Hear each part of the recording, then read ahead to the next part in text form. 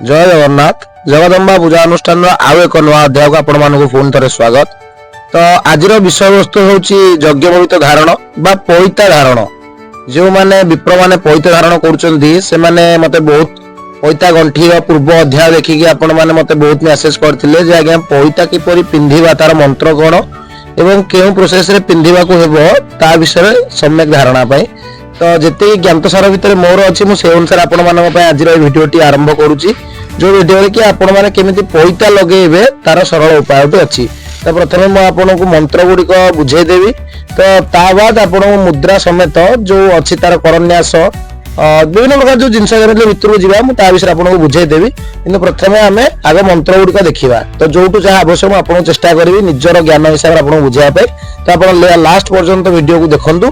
संपूर्ण video T आपण देखिले शेष पर्यंत निहाती पक्षे बुझी पारिबे बा मोर जेति ज्ञान अछि मु से ता द्वारा चेष्टा करबे आपनकर जो नॉलेज को बढ़ाया पई बा केमिति आपण पईता को अभिमंत्रण करी धारण करिवे। तो अभिमंत्रण पई प्रथम आपण देखंतु ओम यज्ञोपवीत मंत्रस्य गोत्र मात्र एई जो मंत्रटी देखुचंदी याकू साधारणतः ऋषिन्यास मंत्र कोआ जाय थाए। जोटा कि आपण ए ऋषिन्यास तापर देखंतु करन्यास तापर अंगन्यास अछि। तो यही तीनोटी प्रक्रिया विशेषतः आवश्यक पड़ता यज्ञोपवीत धारण करने। जो प्रक्रिया आपन जदि बुझीबे तो ये प्रोसेस रे आपन से ऋषिन्यास करन्यास एवं अंगन्यास करी पईता को धारण करि परिबे। मु या परे आपन वीडियो द्वारा बुझाई देबी याकू केमिति करा जाय बा यार प्रणाली केउ प्रणाली रे करा जाय मु आपन देखे देबी। वर्तमान आपन देखंतु ऋषिन्यास मंत्रटी कोन दैचंदी। ओम यज्ञोपवीत मंत्रस्य गोत्र मात्र भरद्वाज ऋषयः ऋक्यु जदु सामानि छंदांसि ब्रह्मा विष्णु महेश्वर देवता रक्त श्वेत कृष्ण वर्णानि बीज गायत्री सावित्री सरस्वत्या शक्तयः अकार उकार मकार कीलकम अमुकस्य गोत्रस्य अमुक देव शर्मणः मम श्राद्ध स्मार्त्र नित्य नैमित्तिक काम्य कर्म साधनीभूत यज्ञ पविति अभिमंत्रणे विनियोगः। अर्थात जो अमुकस्य गोत्रस्य अमुक देव शर्मण बा एठी कई अमुक कर शर्मण कही जो मान देव शर्मण से देव शर्मण और जो मान कर शर्मण से जगह आप कर शर्मण लगे पारे। तेज अमुकस्य गोत्र अर्थात से स्थान में आपणकर गोत्र को उच्चारण करेंगे जपरी जार गोत्र अच्छे गोत्र से अमुक रहा अमुकस्य देव शर्मण बा कर शर्मण जगह आप निज ना को दे पारे निजर नित्य नैमित्तिक काम करने यज्ञोपवीत को पा पवित्र को धारण करुँच। यार अर्थ या ऋषिन्यास कहुए। आप भिडियो वर्तमान देखते ऋषिन्यास अंगन्यास और करन्यास किपरि होइथाय। जेमिति कि मु आपनको कहितली जे पईता जेमिति पूर्व मु कहूतली जे पईता आपण जे परिधान करचंती ऋषिन्यास बा ऋषिछंद एवं करन्यास एवं अंगन्यास सब बेले निहाती अत्य आवश्यक पड़िथाय बा सब समय सेठी आवश्यक पड़िथाय। तो ताकू आमे किपरि करिबा तो तार सरल उपाय मु कहूची। जते बेले अमुक मंत्रस्य आपनको कहा जाउछ अमुक मंत्रस्य अर्थात जते बेले आपण मंत्र रे देखिबे ओम यज्ञोपवीत मंत्रस्य जिते कह जाऊँगी अमुक मंत्रस्य कहली सेमि सब मंत्र लगे अमुक मंत्रस्य यज्ञोपवीत मंत्रस्य आप देखो जानीपर यज्ञोपवीत मंत्रस्य जो कहली मुझे समय आप कौन करेंगे ना दुई हाथ को जोड़े। प्रथम अमुक मंत्रस्य कहगला आप हृदय पाखे दुई हाथ को जोड़ीदेवे या अमुक मंत्रस्य यज्ञोपवीत मंत्रस्य समय या करा पड़ता है। यज्ञोपवीत मंत्रस्य जिते बड़े पुनश्च आप कहबी जे अमुक ऋषि अर्थात अमुक ऋषि मैंने पुनश्च मंत्र को देखु मंत्र अच्छी गोत्र मात्र भरद्वाज ऋषय जिते बड़े आपको ऋषि बा ऋषय शुणा मिलूँ से समय आप कौन करेंगे ना दक्षिण हस्तर वृद्धा आंगुली कहले ये आंगुली को छाड़ी अन्य समस्त आंगुली को फणाकृति करी अर्थात यही प्रकार फणाकृति करी निज मस्तक स्पर्श कले यहाँ ऋषि छंद ऋषि कहुए। अर्थात जदि मुझे कह गोत्र मात्र भरद्वाज ऋषय तो से समय मुझे कौन करी ना मो मस्तक निज मुह मस्तक ही फणाकृति करी लगेबी या अमुक ऋषय बा अमुक ऋषि या ही कहुए। तापर आसबो आपण देखिबे अमुक छंद अर्थात जेमिति मंत्र को पुनश्च देखंतु जेमिति ऋक्युजु सामानि छंदांसी से समय आपण कौन करेंगे ना दक्षिण हस्तर तर्जनी मध्यमा और अनामिका अर्थात ये तीन आंगुठी को एकत्र करी मुख स्पर्श मुख पाखे संस्पर्श करेंगे अर्थात आपण एठी रखिबे या छंद कहा जाए। बेले आपण को देखिबे अमुक देवता आसीबो जेमती कि मंत्र आप आगू भी देखिए अमुक देवता से समय आप कौन करेंगे दक्षिण हस्तर समस्त आंगुली को हृदय स्पर्श करेंगे अर्थात यही प्रकार या देवता अमुक देवता बोली से मंत्र जो देवता विनियोग होता है देवता ये अमुक देवता बोली ये स्पर्श कराए। आप देखिए बीज जिते बड़े आप बीज उच्चारण हो शुणुंट से कौन करेंगे ନା ମଧ୍ୟମା ଏବଂ ଅନାମିକା। ତ କେଉଁ ଦୁଇଟି ନା ମଧ୍ୟମା ଏବଂ ଅନାମିକା, ଏଇ ଦୁଇ ଅଙ୍ଗୁଷ୍ଠି, ଅନାମିକା ଏବଂ ମଧ୍ୟମା। ଠିକ ଅଛି, ଏଇ ଦୁଇ ଅଙ୍ଗୁଷ୍ଠି ଦ୍ଵାରା କଣ କରିବେ ନା ପ୍ରଥମେ ଯେତେବେଳେ ବୀଜ ଶୁଣୁଛନ୍ତି ପ୍ରଥମେ ଦକ୍ଷିଣ ସ୍ତନକୁ ସ୍ପର୍ଶ କରିବେ। ଅର୍ଥାତ ମନ୍ତ୍ରରେ ଗଲେ କଣ ରହିବେ ନା ରକ୍ତ ଶ୍ଵେତ କୃଷ୍ଣ ବର୍ଣ୍ଣାନି ବୀଜ ଯେତେବେଳେ ଆମେ କହିବା ସେତେବେଳେ ଆମେ ଏଇ ପ୍ରକାର ଦକ୍ଷିଣ ସ୍ତନକୁ ସ୍ପର୍ଶ କରିବା। ତାପରେ ଆପଣ ଦେଖିବେ ଶକ୍ତି ଆସିବ। ଶକ୍ତିରେ କଲେ କଣ କରିବେ, ଯାହା ଆପଣ ପୂର୍ବରୁ କରିଥିଲେ ଏବେ ମଧ୍ୟ ସେୟା କରିବେ। ସେମିତି ଅନାମିକା ଏବଂ ମଧ୍ୟମ ଅଙ୍ଗୁଷ୍ଠି ଯେତେବେଳେ ଶକ୍ତି ଆସିବ ପ୍ରଥମେ ବୀଜର ଦକ୍ଷିଣ ସ୍ତନରେ ହାତ ମାରିଥିଲେ, ତାପରେ ଆପଣ ବାମ ସ୍ତନକୁ ଇଙ୍ଗିତ କରିବେ, ସ୍ପର୍ଶର ଇଙ୍ଗିତ କରିବେ। ତେବେ ମନ୍ତ୍ରରେ ଗଲେ କଣ ଆସିବ ନା ଗାୟତ୍ରୀ ସରସ୍ୱତୀ ସାବିତ୍ରୀ ଶକ୍ତୟଃ। ଯେତେବେଳେ ଏଇ ଆପଣ ଶକ୍ତୟଃ ଶୁଣୁଛନ୍ତି ସେ ସମୟରେ ପୁନଶ୍ଚ ବାମ ସ୍ତନରେ ହାତକୁ ସ୍ପର୍ଶ କରିବେ। ତାପରେ ଆପଣ କିଳକ ଶୁଣିବେ।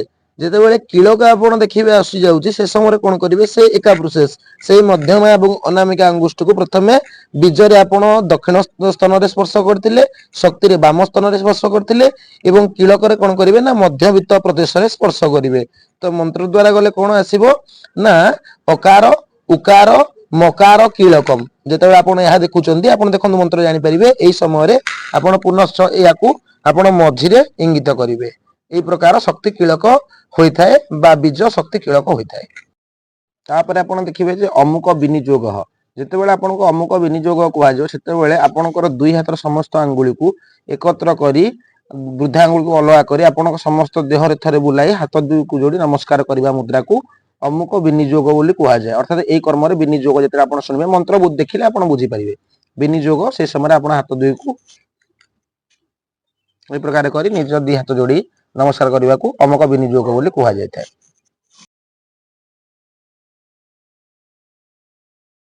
ତାପରେ ଆମେ ଯିବା କରନ୍ୟାସକୁ। କରନ୍ୟାସ କରିବା ସମୟରେ କଣ ଆପଣ ପ୍ରଥମ ମନ୍ତ୍ର ଦେଖିବେ ଅଙ୍ଗୁଷ୍ଠାଭ୍ୟାଂ ନମଃ।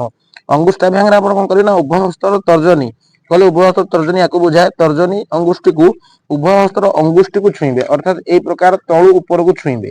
ୟାକୁ ଅଙ୍ଗୁଷ୍ଠାଭ୍ୟାଂ ନମଃ କୁହାଯାଏ। ଅର୍ଥାତ ଯେତେବେଳେ ମନ୍ତ୍ରରେ ଆମେ ଯିବା ଏବଂ ଯଜ୍ଞୋପବୀତମ୍ ଅଙ୍ଗୁଷ୍ଠାଭ୍ୟାଂ ନମଃ ପ୍ରଥମ ମନ୍ତ୍ର ଆପଣ ଦେଖିବେ ଯଜ୍ଞୋପବୀତ ଅଙ୍ଗୁଷ୍ଠାଭ୍ୟାଂ ନମଃ କୁହାଯିବ, ସେତେବେଳେ ଏଇ ପ୍ରକାର ଗୋଟିଏ ଥର କରିବେ, ୟାକୁ ଅଙ୍ଗୁଷ୍ଠାଭ୍ୟାଂ ନମଃ କୁହାଯାଏ। ସେଇ ପ୍ରକାର ଯେତେବେଳେ ଆପଣ ତର୍ଜନୀଭ୍ୟାମ୍ କୁହାଯିବ ତାପରେ ଦେଖନ୍ତୁ ତର୍ଜନୀଭ୍ୟାମ୍ ସ୍ୱାହା, ସେ ସମୟରେ ଆପଣ କଣ କରିବେ ନା ଅଙ୍ଗୁଷ୍ଠି ଦ୍ଵାରା ତର୍ଜନୀକୁ ଛୁଇଁବେ ତଳୁ ଉପରକୁ। ଅର୍ଥାତ ଆମେ ମନ୍ତ୍ରରେ ଗଲେ ପରମ ପବିତ୍ରମ୍ ତର୍ଜନିକାଭ୍ୟାମ୍ ସ୍ୱାହା, ଅର୍ଥାତ ଏ ତର୍ଜନୀ କୁହାଯିବ ସେତେବେଳେ ଆପଣ ଅଙ୍ଗୁଷ୍ଠି ଦ୍ଵାରା ତର୍ଜନୀକୁ ସମ୍ପୂର୍ଣ୍ଣ ସ୍ପର୍ଶ କରିବେ। ତାପରେ ଆପଣ ଦେଖନ୍ତୁ ଯେତେବେଳେ ମଧ୍ୟମାଭ୍ୟାମ୍ ବୌଷଟ୍ କୁହାଯାଉଛି, ବସଟ୍ ଯେତେବେଳେ କୁହାଯାଉଛି ସେତେବେଳେ ଉଭୟ ହସ୍ତର ବୃଦ୍ଧା ଆଙ୍ଗୁଳି ଦ୍ଵାରା ଉଭୟ ହସ୍ତର ମଧ୍ୟମା, ଅର୍ଥାତ ବୁଝିପାରୁନାହାନ୍ତି, ଉଭୟ ହସ୍ତର ବୃଦ୍ଧା ଆଙ୍ଗୁଳି କହିଲେ ଏଇ ବୃଦ୍ଧା ଆଙ୍ଗୁଳି ଦିଟା ଦ୍ଵାରା ମଧ୍ୟମା ମଝି ଆଙ୍ଗୁଳି ଏଇ ଦୁଇଟିକୁ ଛୁଇଁବେ। ଅର୍ଥାତ ଏଇ ପ୍ରକାରର ଉପରୁ ତଳକୁ ଛୁଇଁବେ। ତେବେ ମନ୍ତ୍ରରେ ଯିବା, ଯେତେବେଳେ ଦେଇଛନ୍ତି ବୃହସ୍ପତି ସହଜ ପୁରସ୍ତାତ୍ ମଧ୍ୟମାଭ୍ୟାମ୍ ବୌଷଟ୍, ସେତେବେଳେ ଆପଣ ମଧ୍ୟମାକୁ ଛୁଇଁବେ, ୟାକୁ ହିଁ ମଧ୍ୟମାଭ୍ୟାମ୍ ବୌଷଟ୍ କୁହାଯାଏ। ଆପଣ ଯେତେବେଳେ ଦେଖିବେ ଅନାମିକାଭ୍ୟାମ୍ ହୁମ୍ ଅଛି, ସେତେବେଳେ କଣ କରିବେ ଉଭୟ ହସ୍ତର ବୃଦ୍ଧା ଆଙ୍ଗୁଳି ପୁଣି ବୃଦ୍ଧା ଆଙ୍ଗୁଳି ଦ୍ଵାରା ଉଭୟ ହସ୍ତର ଅନାମିକା ଆଙ୍ଗୁଳିକୁ ଛୁଇଁବେ। ଅର୍ଥାତ ଏଇ ଅନାମିକା ଆଙ୍ଗୁଳି ଏଇ ଅଙ୍ଗୁଷ୍ଠିକୁ ଛୁଇଁବେ, ତାକୁ ଆମେ ଅନାମିକା କୁହାଯାଏ। ଯୋଉଟା କି ମନ୍ତ୍ରରେ ଆମେ ଯିବା ଆୟୁଷ୍ୟମଗ୍ନମ୍ ଅନାମିକାଭ୍ୟାମ୍ ହୁମ୍, ଅର୍ଥାତ ଯଦି ଏଇ ମନ୍ତ୍ର ଆସୁଛି ଆୟୁଷ୍ୟମଗ୍ନମ୍ ଅନାମିକାଭ୍ୟାମ୍ ହୁମ୍, ସେତେବେଳେ ଆପଣ ଏଇ ଅନାମିକା ଆଙ୍ଗୁଠିକୁ ବୃଦ୍ଧା ଆଙ୍ଗୁଠି ଦ୍ଵାରା ସ୍ପର୍ଶ କରିବେ। ତାପରେ ଆସିଲା କଣ ନା କନିଷ୍ଠାଭ୍ୟାମ୍ ବୌଷଟ୍, ଅର୍ଥାତ ଉଭୟ ହସ୍ତର ବୃଦ୍ଧା ଆଙ୍ଗୁଳି ପୁଣି କନିଷ୍ଠ ଅଙ୍ଗୁଷ୍ଠିକୁ ସ୍ପର୍ଶ କରିବ। ଏ ମନ୍ତ୍ରରେ ଗଲେ କଣ ଆସୁଛନ୍ତି ପ୍ରତିମୁଞ୍ଚ ଶୁଭ୍ରମ୍ କନିଷ୍ଠାଭ୍ୟାମ୍ ବୌଷଟ୍, ଅର୍ଥାତ ପ୍ରତିମୁଞ୍ଚ ଶୁଭ୍ର କନିଷ୍ଠାଭ୍ୟାମ୍ ବୌଷଟ୍ କହିଲେ ତଳ ଆଙ୍ଗୁଠିକୁ ଛୁଇଁବେ। ତାପରେ ଆପଣଙ୍କର ଆସୁଛି କଣ ନା କରତଳ କର ପୃଷ୍ଠାଭ୍ୟାମ୍ ଅସ୍ତ୍ରାୟ ଫଟ। ଏହା କହିଲେ କଣ କରିବେ ନା ଦକ୍ଷିଣ ହସ୍ତକୁ ବାମ ହସ୍ତର ପୃଷ୍ଠ ପ୍ରଦେଶରୁ ବୁଲାଇ, ଦକ୍ଷିଣ ହସ୍ତକୁ ବାମ ହସ୍ତର ପୃଷ୍ଠ ପ୍ରଦେଶରୁ ବୁଲାଇ ବାମ ହସ୍ତକୁ ପାପୁଲି ଉପରକୁ ଆଣି ଦକ୍ଷିଣ ହସ୍ତ ପୃଷ୍ଠ ଦେଶ ଦ୍ଵାରା ତିନି ଆଙ୍ଗୁଠିରେ ଫଟ୍ ଶବ୍ଦ କଲେ ୟାକୁ ଅସ୍ତ୍ରାୟ ଫଟ୍ କୁହାଯାଏ। ଅର୍ଥାତ କଣ ଏଠି ମନ୍ତ୍ର ଦ୍ଵାରା ହେଲେ କଣ ଯିବ ନା ଯଜ୍ଞୋପବୀତ ବଲମସ୍ତୁ ତେଜଃ କରତଳ ପୃଷ୍ଠାଭ୍ୟାମ୍ ଅସ୍ତ୍ରାୟ ଫଟ୍, ଏହା କଲେ ଏହାକୁ ଅସ୍ତ୍ରାୟ ଫଟ୍। କେହି ଅସ୍ତ୍ରାୟ ଫଟ୍ ମଧ୍ୟ ଏମିତି କହିଥାନ୍ତି, ଓଲଟା ହସ୍ତକୁ ପୁନଶ୍ଚ ବାଡେଇବାକୁ କହିଥାନ୍ତି, ତେଣୁ ୟାକୁ ହିଁ ଅସ୍ତ୍ରାୟ ଫଟ୍ ବୋଲି କୁହାଯାଇଥାଏ। ଆମେ ଅଙ୍ଗନ୍ୟାସ ପ୍ରଣାଳୀକୁ ଯିବା। ଯେ ପ୍ରକାର ଅଙ୍ଗନ୍ୟାସରେ କଣଟା ପ୍ରଥମେ ହୃଦୟାୟ ନମ ଅଛି। ହୃଦୟ ନମ କହିଲେ କଣ କରିବେ ନା ଦକ୍ଷିଣ ହସ୍ତର ବୃଦ୍ଧା ଆଙ୍ଗୁଳିକୁ ଛାଡି ଅନ୍ୟ ସମସ୍ତ ଆଙ୍ଗୁଳିକୁ ଆପଣ ହୃଦୟରେ ସ୍ପର୍ଶ କରିବେ। ଅର୍ଥାତ ବୃଦ୍ଧା ଆଙ୍ଗୁଳିକୁ ଛାଡି ଆପଣ ସମସ୍ତ ଆଙ୍ଗୁଳିକୁ ହୃଦୟ ସ୍ପର୍ଶ କରିବେ। ତେବେ ମନ୍ତ୍ରରେ ଗଲେ କଣ ହେବ ନା ଯଜ୍ଞୋପବୀତମ୍ ହୃଦୟାୟ ନମଃ। ସେ ସମୟରେ ଆପଣ ବୃଦ୍ଧା ଆଙ୍ଗୁଳିକୁ ଛାଡି ଆଉ ସମସ୍ତଙ୍କୁ ହୃଦୟ ସ୍ପର୍ଶ କରିବେ, ଯୋଉଟା କି ଯଜ୍ଞୋପବୀତ ହୃଦୟାୟ ନମଃ ବୋଲି କୁହାଯାଇଥାଏ। ତାପରେ ଆସିବେ ଶିରସେ ସ୍ୱାହା, ଅର୍ଥାତ୍ ଦକ୍ଷିଣ ହସ୍ତର ବୃଦ୍ଧା ଆଙ୍ଗୁଳିକୁ ବନ୍ଦ କରି ଅନ୍ୟ ସମସ୍ତ ଆଙ୍ଗୁଳିକୁ ଶିରକୁ ଛୁଇଁବାକୁ ତାକୁ କୁହାଯାଏ ଶିରସେ ସ୍ୱାହା। ଅର୍ଥାତ୍ ମନ୍ତ୍ରରେ ଗଲେ ଏଇ ବୃଦ୍ଧା ଆଙ୍ଗୁଳି ଛାଡିଦେବ, ସମସ୍ତ ଆଙ୍ଗୁଳିକୁ ଆପଣ କୋଉଠି ନା ଅନ୍ୟ ସମସ୍ତ ଆଙ୍ଗୁଳିରେ ଶିର ମସ୍ତକକୁ ସ୍ପର୍ଶ କରିବାକୁ, ମୁଣ୍ଡକୁ ଛୁଇଁବାକୁ। ତାମାନେ ମନ୍ତ୍ରରେ ଓಂ ପରମ ପବିତ୍ର ଶିରସେ ସ୍ୱାହା ଯେତେବେଳେ ଆସିବ ସେତେବେଳେ ଏଇ ଆଙ୍ଗୁଠିକୁ ଛାଡି ଓಂ ପରମ ପବିତ୍ର ଶିରସେ ସ୍ୱାହା କହିଲେ ଏହି ସ୍ଥାନରେ ଆପଣ ସ୍ପର୍ଶ କରିବେ, ତାହାକୁ ଶିରସେ ସ୍ୱାହା ବୋଲି କୁହାଯାଇଥାଏ। ସେତେବେଳେ ଆପଣଙ୍କୁ ତାପରେ ଶିଖାଇ ଔଷଧ କୁହାଯିବ। ଦକ୍ଷିଣ ହସ୍ତର ବୃଦ୍ଧା ଆଙ୍ଗୁଳିକୁ ଦ୍ଵାରା ନିଜର ଶିଖାକୁ ଛୁଇଁବେ, ଅର୍ଥାତ୍ ଆମେ ସମସ୍ତଙ୍କୁ ମୁଠା କରିଦେବେ ଏଇ ଦକ୍ଷିଣ ହସ୍ତର ବୃଦ୍ଧା ଆଙ୍ଗୁଳି। ମନ୍ତ୍ରଟେ ଆପଣ କଣ କରିବେ ନା ଓಂ ପ୍ରଜାପତେ, ଦେଖିବେ ଲେଖା ଅଛନ୍ତି ଓಂ ପ୍ରଜାପତେ ଜ ସହଜମ ଶିଖାଇ ଔଷଧ। ସେ ସମୟରେ ଆପଣ କରିବେ ଏଇ ବୃଦ୍ଧା ଆଙ୍ଗୁଳିକୁ ନିଜର ଶିଖା କହିଲେ ଏହି ସ୍ଥାନରେ ଆପଣ ସ୍ପର୍ଶ କରିବେ, ତାହାକୁ ଶିଖାଇ ବୋଲି କୁହାଯାଏ। ତାକୁ ସ୍ପର୍ଶ କଲେ ଏହାକୁ ହୋଇଥାଏ। ଆସିବ କବଚାୟ ହୁମ୍, ଅର୍ଥାତ୍ ଦକ୍ଷିଣ ହସ୍ତର ଆଙ୍ଗୁଳି ଦ୍ୱାରା ବାମ ସ୍କନ୍ଧ, ବାମ ହସ୍ତର ଆଙ୍ଗୁଳି ଦ୍ୱାରା ଦକ୍ଷିଣ ସ୍କନ୍ଧକୁ ସ୍ପର୍ଶ କରିବାକୁ କବଚ ବୋଲି କୁହାଯାଇଥାଏ। ତ ଆପଣ କଣ କରିବେ ନା ମନ୍ତ୍ର ଦ୍ୱାରା ଗଲେ ପୁରସ୍ତାତ୍ ଆୟୁଷ ସମଗ୍ନମ୍ କବଚାୟ ହୁମ୍, ଏହି ସମୟରେ ଦକ୍ଷିଣ ହସ୍ତର ଆଙ୍ଗୁଠି ମାନଙ୍କୁ ବାମ ସ୍କନ୍ଧରେ ସ୍ପର୍ଶ ଏବଂ ବାମ ହାତର ଆଙ୍ଗୁଠି ମାନଙ୍କୁ ଦକ୍ଷିଣ ହସ୍ତରେ ସ୍ପର୍ଶ କରିବାକୁ କବଚ ବୋଲି କୁହାଯାଇଥାଏ। ତାପରେ ଆପଣ ଦେଖିବେ ନେତ୍ରାଭ୍ୟାଙ୍ଗ ଔଷଧ, ଅର୍ଥାତ୍ ଦକ୍ଷିଣ ହସ୍ତର ମଧ୍ୟମା, ତର୍ଜନୀ ଓ ଅନାମିକା ଏଇ ତିନି ଆଙ୍ଗୁଠିରେ ଆପଣ ନେତ୍ର ତିନିଟାକୁ ଛୁଇଁବା ସଦୃଶ କଲେ ତାକୁ ନେତ୍ରାଭ୍ୟାଙ୍ଗ ଔଷଧ ବୋଲି କୁହାଯାଇଥାଏ। ମନ୍ତ୍ରରେ ଗଲେ ଓಂ ପ୍ରତିମଞ୍ଚ ଶୁଭ୍ରମ୍ ନେତ୍ରାଭ୍ୟାଙ୍ଗ ଔଷଧ, ତ ସେଇ ସମୟରେ ଆପଣ କଣ କରିବେ ନା ଏଇ ତିନି ଆଙ୍ଗୁଠିକୁ ଆପଣଙ୍କ ତିନି ନେତ୍ରରେ ସ୍ପର୍ଶ କରିବେ, ଏହାକୁ ନେତ୍ରାଭ୍ୟାଙ୍ଗ ଔଷଧ ବୋଲି କୁହାଯିବ। କରତଳ ପୃଷ୍ଠାଭ୍ୟା ଅସ୍ତ୍ରାୟ ଫଟ୍, ଏହା ଆପଣ ପୂର୍ବରୁ ମଧ୍ୟ କହିଲି କିନ୍ତୁ ଆଉ ଥରେ ଜ୍ଞାତ ପାଇଁ କହିଦଉଛି। ଏହା କହିଲା ପରେ ଆପଣ କଣ କରିବେ ଦକ୍ଷିଣ ହସ୍ତକୁ ବାମ ହସ୍ତ ପୃଷ୍ଠ ଦେଶ ବୁଲାଇ ବାମ ହସ୍ତ ତର୍ଜନୀ ଏବଂ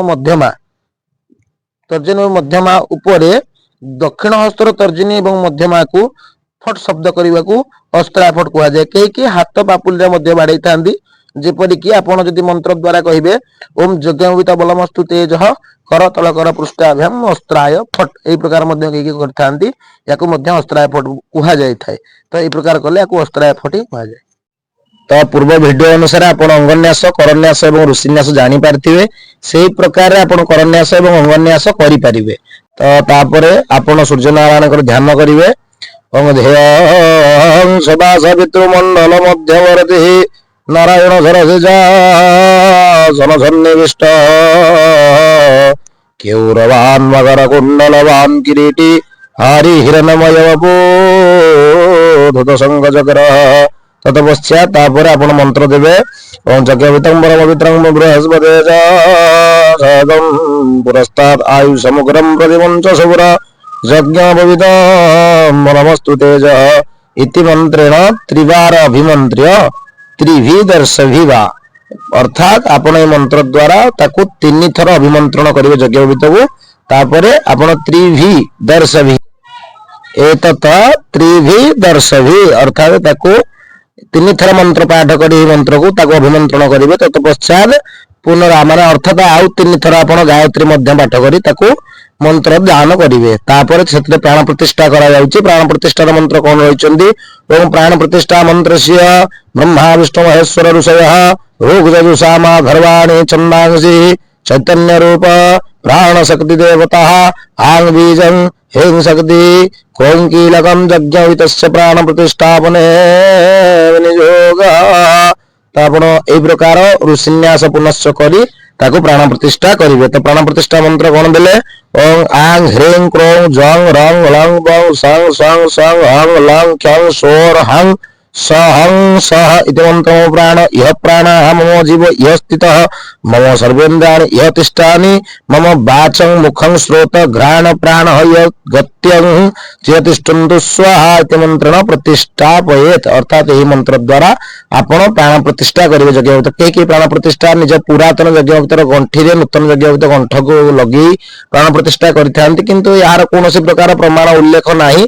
ତେଣୁ ନର୍ମାଲ ମନ୍ତ୍ର ଦ୍ୱାରା ଆମେ ଯେମିତି ଗୋଟିଏ ଦେବତା ମୂର୍ତ୍ତିକୁ ପ୍ରାଣ ପ୍ରତିଷ୍ଠା କରିଥାଉ, ସେହି ପ୍ରକାର ଯଜ୍ଞୋପବୀତକୁ ଆମେ ମନ୍ତ୍ର ଦ୍ୱାରା ପ୍ରାଣ ପ୍ରତିଷ୍ଠା କରିଥାଉ।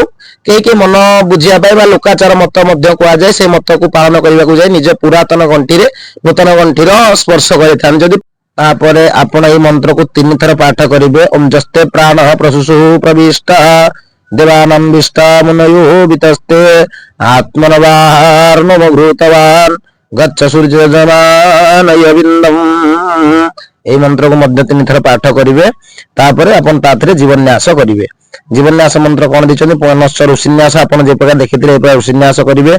ओम जेन धाता इति मंत्रस्य परम ब्रह्म ऋषिः अनुष्टुप छन्दः ब्रह्मा विष्णु महेश्वर देवताः यज्ञवित्तस्य जीवन्यासे विनियोगः। अब मंत्र आपण दे दिया जायछि। ओम जेन धाता बृहस्पतिरिन्द्रस्य त्रयायुषेव वत्तेन तेव पामे ब्रह्मणा जीवातवे जीवनाय इति मंत्रे यज्ञवित्तस्य जीवन्यास कुर्यात्। अर्थात एही मंत्र रे आपण यज्ञवित्त को जीवन्यास करिवे। जीवन्यास करि सारिया परे एतरे हळदी ता गंठी रे बा संपूर्ण के संपूर्ण पैतारे मध्ये हळदी को मंडन करथांदी। तो से हरिद्रा मंडन रो एई मंत्रटी ओम काश्यपस्य त्रयायुषम जमदग्ने स्त्रियायुषम जद्देवानां त्रयायुषम तन्मे अस्तु त्रयायुषम इति मंत्रेण यज्ञवित्त ग्रंथिषु हरिद्रा मंडत एथे लिखिला ता ग्रंथि देवता बा अर्थात जो गंठी सेतरे हळदी को मंडन बा लेपिबा पई आपण एथरे हळदी बोली परिबे। एही मंत्र द्वारा बा संपूर्ण पैतारे हळदी लगाई पारिबे। यज्ञ बबित को प्राण प्रतिष्ठा एवं जीवन्यास करि सारिया परे हरिद्रा बा हळदी लेपिला परे तांकर यज्ञ बबितंकर ध्यान करा जायते। तो ध्यानटी कोन ओम प्रजापते सहजंब वित्रम काश्याप सूत्रो भव ब्रह्म सूत्रो ब्रह्मत्वसी दद्धच्छ प्रकाश जपस्य सिद्धिं कुरु ब्रह्म सूत्रम ओम जुबा सुबासा पसवित आगासठत ये श्रेयान् भवति जायमानः तन्मधीरासः कवय उन्मयन्ति स्वाध्यो मनसा देवयन्ति तथा द्विराचमन कुरियात। आपण याकु ध्यान करि सारला परे ब्रह्मसूत्र को धरिकी तापर आपण 2 थर आचमन करिवे। तद पश्चात कोन अथ यज्ञवित धारण तापर आपण ताको परिधान करिवे। मंत्रटी ओम यज्ञवितं परम पवित्रम बृहस्पते ज सहजं पुरस्तात् आयु समगनं प्रतिमंच शुभ्रम यज्ञवितं बलमस्तु तेज। अर्थात ऋग्वेदी एवं एई ऋग्वेद पई ई मंत्रटी एवं जो माने सामवेदी बा अथर्ववेदी अछंती तांक मानक पई यज्ञवित एई अलगा आर मंत्रटी मध्ये देई अछंती उपलिखित अछि। ओम यज्ञवित मसी यज्ञस्य त्वपोवीतेन नोपनह्यामि इत्वा तंत्रो त्रिवारं गायत्र्या च त्रिवारं जप्त्वा वामस्कंधेन धारयते। अर्थात आपण याकु गाई सारिबा परे 3 थर गायत्री को पाठ करी वामस्कंध उपरे आपण दक्षिण हाथ गळे वामस्कंध उपरे आपण यज्ञवित को धारण करिवे। तत्पश्चात कोन करिवे तापरे उत्तरीय धारण विशेष देइचंती। तार अर्थ आमे साधारणतः पवित्र एवं उपवित दुईटी पवित्र जे कि ब्रह्मा विष्णु महेश्वर ग्रंथि सूत्र से विभिन्न प्रकार मत ता भितर बहुत प्रकार मत अछि। केवल जानिया पई 3-3-6 ख आमे जो पिंधुचे ता साधारणतः जा कि 3 ख को पवित्र एवं आउ 3 ख को उपवित कुहा जाय थाए जा को यज्ञ उपवित बोली कुहा जाय थाए। एवं ए जो उत्तरी धारण आपण देखुचंदी ताकू तर्पण निमित्त आउ 3 ख पकाई जाय थाए। अर्थात जो माने तर्पण करि परिबे जो मानकर पितृ वियोग हो जायछि केवल तर्पण निमित्त से माने आउ 3 ख उत्तरी को धारण करथांदी। तो सेमानंग पई ए मंत्र ओम जससामेति मंत्रस्य ब्रह्मा ऋषिः गायत्री छन्दः बृहस्पतिर्देवता नित्य नैमित काम्य कर्म साधनी भूतोत्तरीय धारणे विनियोगः। ओम जससामादव्या पृथिवी चंद्रा बृहस्पति जसोतरश्च मा विद्यत्व सोमो प्रतिपद्यतां इत्येकवारं जप्त्वा उत्तरीयं स्कंधेन धारयेत तत द्विराचमनम गायत्री 10 बार यथाशक्ति वा जपेत। तापर ए मंत्र को जपि सारिबा परे आपण 2 थर आचमन करी विष्णु विष्णु विष्णु मंत्र रे आचमन करी आपण 2 थर द्विराचमन करी आपण 10 थर गायत्री को जप करिवे।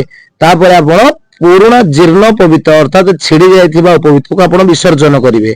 कोन मंत्र रहिचंती ओम पवित्रमन्तमिति मंत्रस्य नारद्यादि सप्तऋषयः षोडशः त्रिष्टुभछन्दः परमात्मा देवता पुरातन यज्ञवित विसर्जने विनियोगः। याकु आपण ऋषिन्यास करि सारिया परे पुरातन यज्ञवित को छिड़ाई देबे एवं ताको तळे पके आपण ता चारिपट पानी पके बुले पानी ता ऊपर पके देबे। मंत्र कोन ओम पवित्रवन्तं यदि जीर्णवन्तं वेद्यान्त वेद्यं पुरुषं महान्तं आयुष्यमग्नं प्रतिमुञ्च शुभ्रं यज्ञोपवीतं त्वं विसर्जनीयं ଯଥାଶକ୍ତି ଗାୟତ୍ରୀ ମନ୍ତ୍ର ଜପ କରିବେ 3 ଥର ବା ପୁନଃ 10 ଥର ଗାୟତ୍ରୀକୁ ଜପ କରିବେ। ତାପରେ ଆପଣ ସୂର୍ଯ୍ୟଙ୍କୁ ଅର୍ଘ୍ୟ ଦାନ କରିବେ। ପୂର୍ବ ପଟକୁ ମୁଖ କରି ଜଳପୂର୍ଣ୍ଣ ପାତ୍ରକୁ ନେଇ ଆପଣ ସୂର୍ଯ୍ୟଙ୍କୁ ଅର୍ଘ୍ୟ ଦାନ କରିବେ। କଣ ମନ୍ତ୍ର ଅଛି? ଏଷ ସୂର୍ଯ୍ୟ ସହସ୍ରଂଶୋ ତେଜୋରାସେ ଜଗତପତେ ଅନୁକମ୍ପୟାମା ଭକ୍ତ୍ୟା ଗୃହାଣାର୍ଘ୍ୟ ଦିବାକରଂ। 7 ଥର ବା 3 ଥର ଆପଣ ସୂର୍ଯ୍ୟଙ୍କୁ ସେଇ କଳସରୁ ଜଳ ତଳକୁ ପକାଇ ବା ତୁଳସୀ ମୂଳରେ କେହି ମଧ୍ୟ ଅର୍ଘ୍ୟ ଦେଇଥାନ୍ତି, ଆପଣ ସୂର୍ଯ୍ୟଙ୍କୁ ଅର୍ଘ୍ୟ ଦାନ କରିବେ। ସୂର୍ଯ୍ୟଙ୍କୁ ଅର୍ଘ୍ୟ ଦାନ କରିସାରିବା ପରେ ଆପଣ ସୂର୍ଯ୍ୟଙ୍କୁ ନମସ୍କାର କରିବେ। ନମସ୍କାର ମନ୍ତ୍ର ନମ ସବିତ୍ରେ ଜଗଦେକ ଚକ୍ଷୁଷେ ଜଗତ୍ ପ୍ରସୂତି ସ୍ଥିତି ନାମ ହେତବେ त्रयीमयाय त्रिगुणात्मधारिणे विरंचि नारायण शंकरात्मने नमः। अनेन जग्धवित धारणार्थे कृतेन यथाशक्ति गायत्री जपकर्मणा श्री सविता देवता प्रियताम। ओम तत्स श्री ब्रह्मार्पणमस्तु। ए मंत्र द्वारा आपण देवता को समर्पण करिवे आपण पूजा कर्म को। तापर आपण यथाशक्ति बा 10 थर निहाती पक्षी अंततः 10 थर आपण गायत्री जप करिवे। जो कलश आप सूर्य को अर्घ्य देवे ता तंबार पात्र होते अति उत्तम और जो जल देवे से रक्त चंदन कर्पूर अगुर गोलाप जल विभिन्न प्रकार सुवासित द्रव्य समेत रक्त मंदार किंबा करवीर पुष्प दिए अर्घ्य देले आहरी उत्तम हेबो। जदि वीडियो करिवार कौनसी त्रुटि थी तेज क्षमा करेंगे। आपन को जदि वीडियोटी भल लगी था आपण ज्ञात सारा पैता परिधान जदि आपन को सुविधाजनकदायक वीडियो होता है तेज लाइक शेयर सब्सक्राइब निहाती करेंगे। आप रहुची आ गोटे वीडियो अपेक्षा। जय जगन्नाथ।